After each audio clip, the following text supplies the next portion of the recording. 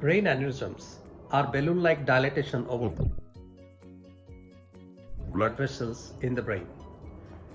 These areas, which are called aneurysms, are very weak area over the blood vessel. So they have a propensity to bleed.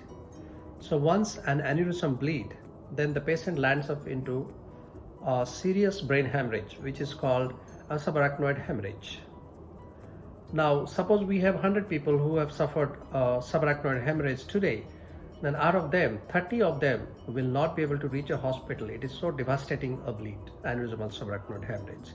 See, out of the 70, they will reach the hospital. Half of them, they run a risk of the aneurysm having a rebleed. And once the aneurysm has rebled, 99% of the time, we lose the patient. So aneurysm in the brain is a dangerous disease. If it has bled, then it's more devastating.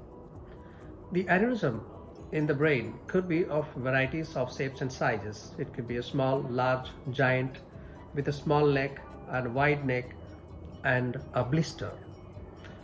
So the more difficult and challenging aneurysms to treat are the giant aneurysms and the blister aneurysms. So the treatment of aneurysm is traditionally surgical and endovascular. In surgical treatment of aneurysms, we open the skull and we just do a clip of this aneurysm, which is called a clipping of brain aneurysm. In endovascular, there are varieties of methods which are suitable for different type of aneurysm. It could be a simple coiling, a balloon-assisted coiling, a stent-assisted coiling, parent artery occlusion, flow diversion, or intrasaccular devices like web. So the most recently, the biggest advance that has happened in treatment of brain aneurysm is flow diversion.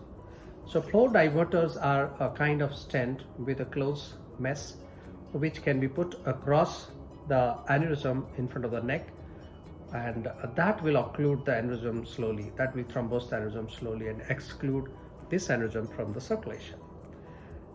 And traditionally, the giant aneurysm, which are more than 2.5 centimeter in its largest dimension, or the blister aneurysm, which are just like a blister, very dangerous kind, they are considered to be the disease of the blood vessel. Hence, to treat a blister or giant aneurysm, ideally we should treat the blood vessel, not only the aneurysm, the blood vessel also to be treated. So the development that has happened in treatment of giant aneurysm or blister aneurysms are the flow diverters. So we have a blister aneurysm today, so we are going to show you how to do a flow diversion and to get rid of this aneurysm in a safer and less complicated manner than doing a surgery. Thank you.